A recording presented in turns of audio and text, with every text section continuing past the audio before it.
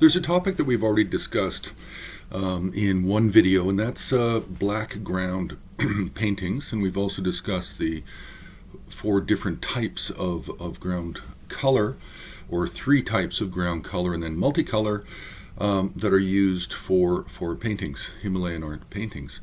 But with the topic of black ground paintings, one thing that's really worth looking at and focusing on is the Rubin Museum of Art. They have over 100 black ground paintings. It's probably the largest collection of black ground outside of Tibet and the Himalayan regions.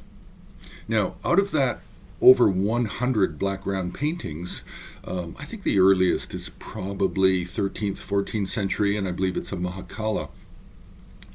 But out of that large grouping, then a selection has been made of what are really the masterworks, the black ground masterworks from the Rubin Museum of Art collection.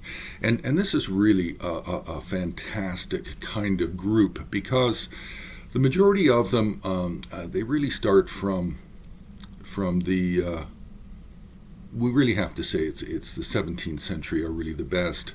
But we do have some examples that are earlier within this masterworks group. But the majority are starting in the 17th century and then 18th century. And there's just a wonderful selection of different regions of the Himalayas and Tibet. And there's also wonderful examples of different styles. It can be very difficult when you look at Tibetan painting and you talk about painting style, when you're looking at drawings with some color added that are done on just a black background.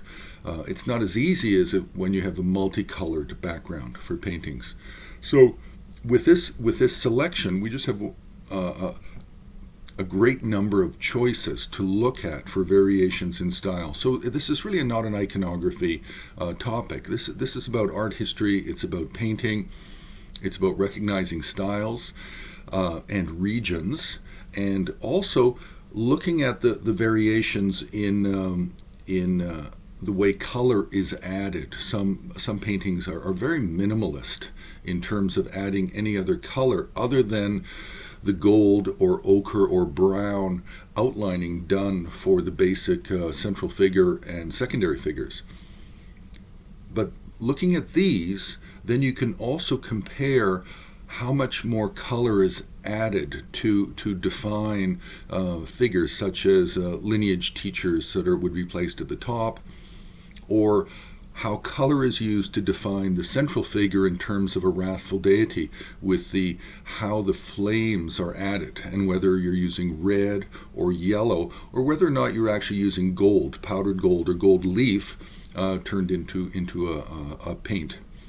So the point of this is just to bring your attention to a very tight group of very good quality black ground paintings. I think in the Masterworks section there might be approximately 25, but it might be 20. But otherwise, it's coming out of over 100, which is really quite amazing.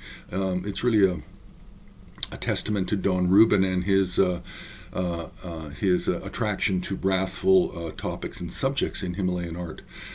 So we'll leave it there. You can subscribe. You can join HAR on Patreon. You can like. All of these things help our the search engines being able to find us. And you can also make a donation on the homepage of Himalayan Art Resources.